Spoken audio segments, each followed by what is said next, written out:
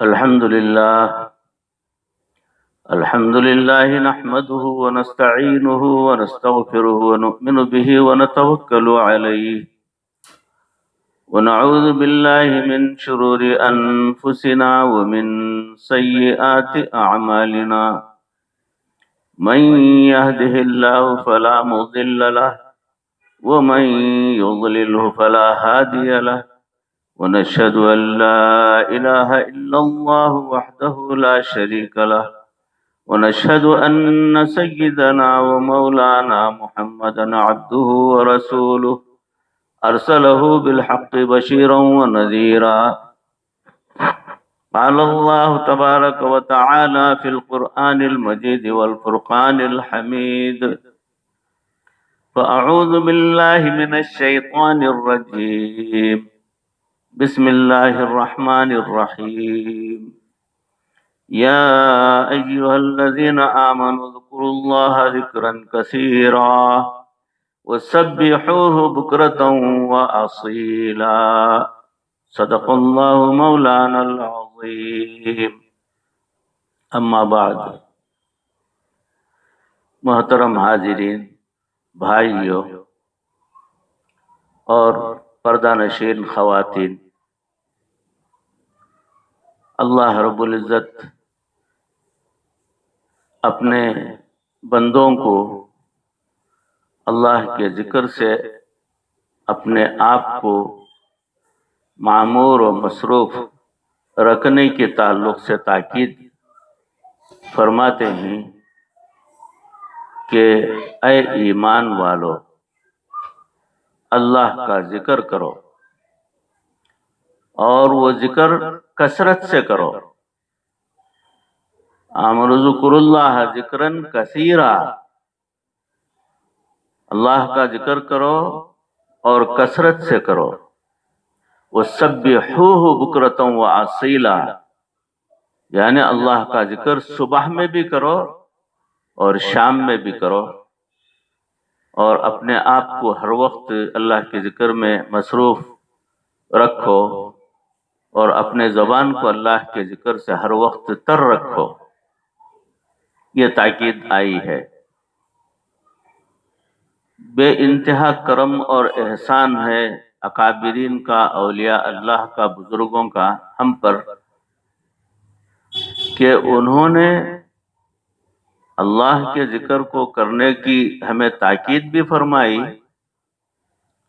اور ہمارے دلوں کا علاج بھی انہوں نے تجویز فرمایا. دلوں کا علاج کیسے تجویز فرمایا کہ اکابرین اپنے مریدین کو، اپنے متعلقین کو، اپنے چاہنے والوں کو اپنے ساتھ لے کر بیٹھ کر ذکر کیا کرتے اور ان سے، مریدین سے، متعلقین سے، محبین سے ذکر کرواتے کہ بعد اللہ کے ذکر سے جو ہے ان کو فائدہ پہنچے. بس مقصد یہ تھا، فائدہ روحانی، یہ ان کا مقصد ہوا کرتا تھا. اور بزرگوں نے ذکر کرنے کے تعلق سے طریقہ بھی بتایا، تجویز فرمایا کہ جیسے ڈاکٹر بیمار کے لیے علاج تجویز کرتا ہے اور طریقہ تجویز کرتا ہے، بیماری کس قسم کی ہو تو بیماری پر منحصر ہوتا ہے کہ کیسا بیمار ہے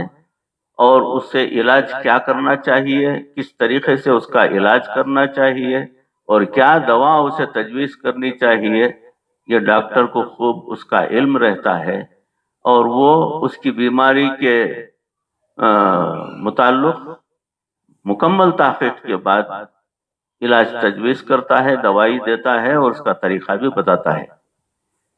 بالکل اسی طریقے سے اکابرین جو ہے وہ مریدین کو، متعلقین کو، محبین کو اور ان سے تعلق رکھنے والوں کو جو ہے یہ ذکر کے طریقے جو ہے تجویز کرتے ہیں اور وہ طریقہ بتایا کرتے ہیں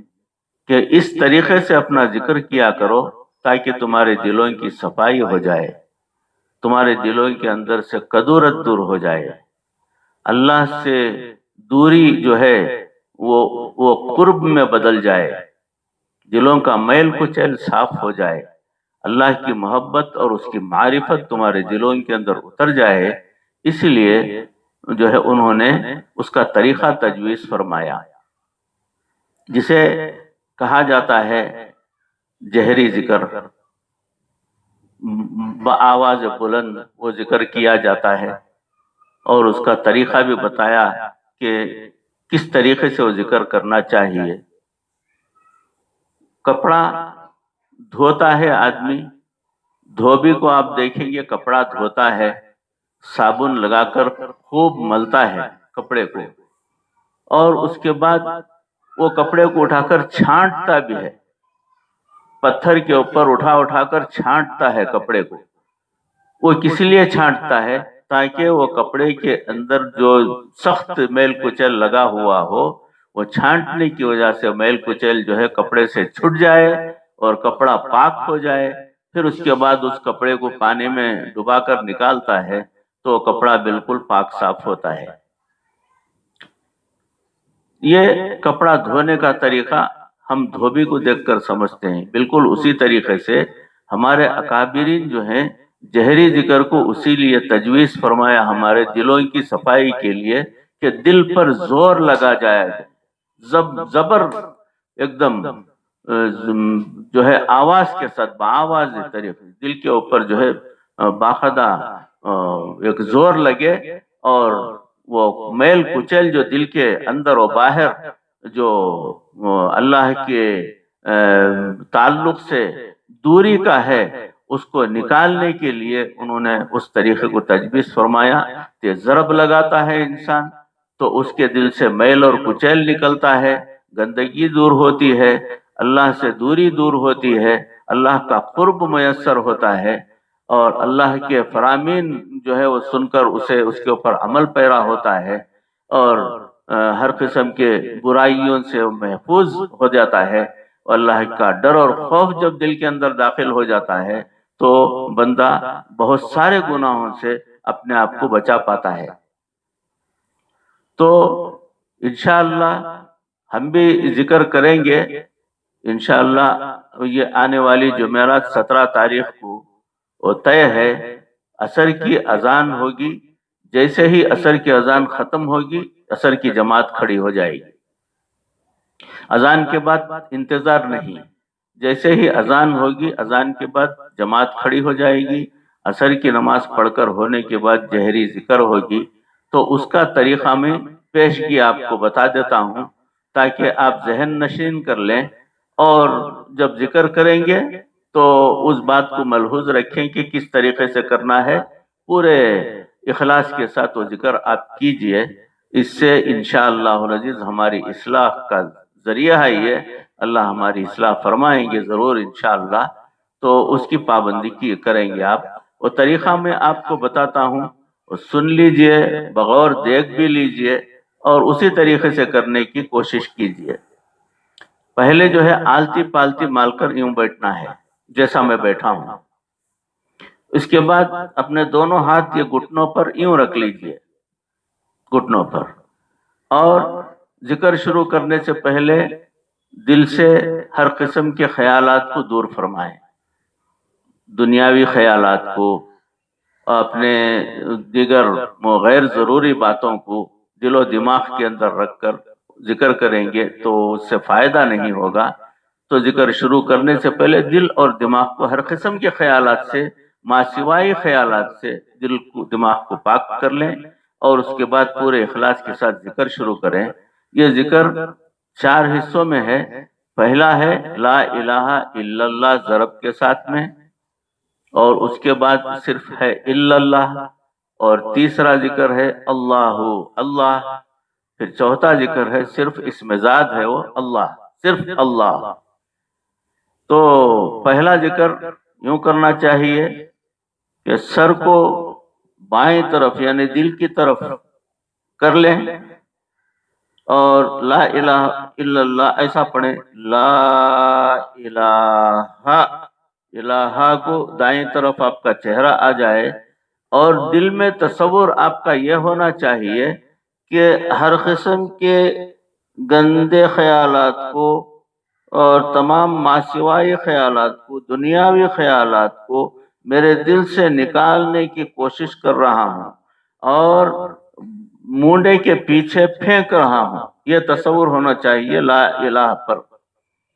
لا الہ، دل سے ہر قسم کے خیالات کو نکال کر مونڈے کے پیچھے پھینک رہا ہوں، اور اس کے بعد یوں سر تھوڑا سا اوپر اٹھا کر الا اللہ یہ کہتے ہوئے سر جھکا لیں گے دل کی طرف،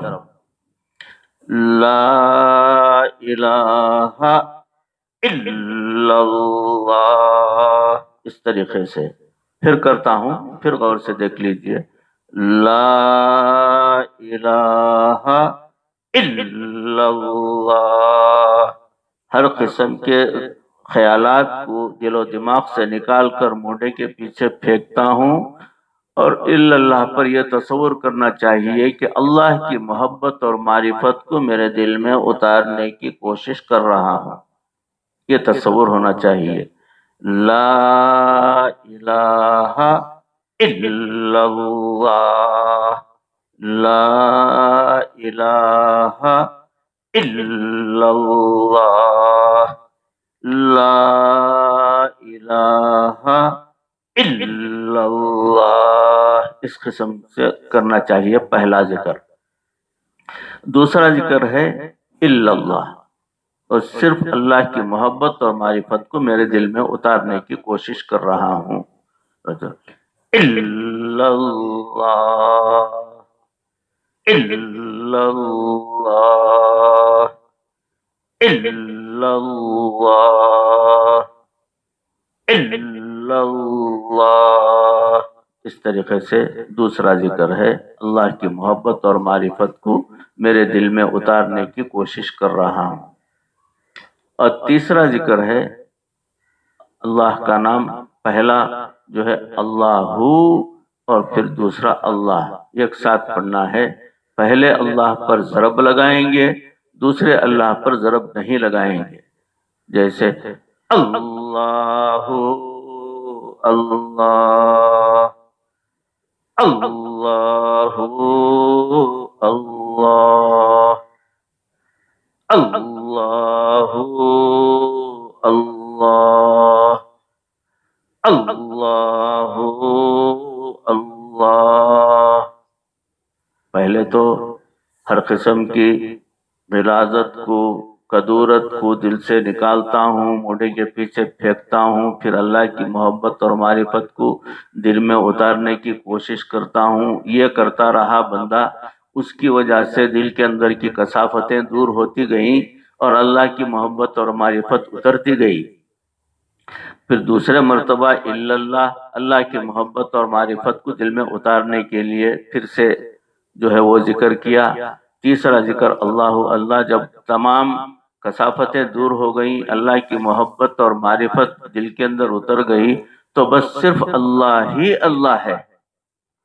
میرے دل کے اندر بھی اللہ ہے، باہر بھی اللہ ہے، چاروں طرف اللہ کی ذات ہے، اللہ کی تجلی ہے، آگے بھی پیچھے بھی، دائیں بھی بائیں بھی، اوپر بھی نیچے بھی، چاروں طرف اللہ ہی اللہ ہے۔ تو وہ تصور لیتے ہوئے جو ہے آپ کو ذکر کرنا ہے، اللہ اللہ اللہ اللہ اللہ اللہ، اس طریقے سے یہ تیسرا ذکر ہوا۔ پھر چوتھا ذکر ہے اسم ذات، اللہ کا مبارک اور مقدس نام، جس کے اندر بے حساب رموز پوشیدہ ہیں، وہ کیا کیا ہیں اس کا جو ہے تصور بھی نہیں کیا جا سکتا، اللہ کا وہ مقدس مبارک نام، اسم ذات اللہ۔ تو آخر میں چوتھا ذکر اللہ کرنا ہے ضرب کے ساتھ میں، اللہ اللہ اللہ، وہ اس طریقے سے کرنا ہے، یہ تصور کے ساتھ کرنا ہے کہ اللہ کو پکارنے کا جو انداز ہے، اللہ کو پیار آ جائے اس بندے پر. جیسے چھوٹا سا بچہ، گود کا بچہ جھولی میں بھوک کی وجہ سے اپنی ماں کی توجہ کو اپنی طرف کرنے کے لیے جو ہے روتا ہے، بلبلاتا ہے، تاکہ ماں جا کر اسے سمیٹ کر اٹھا لے اور اس کی بھوک کو مٹائے، اسے دودھ پلائے. اس نیت سے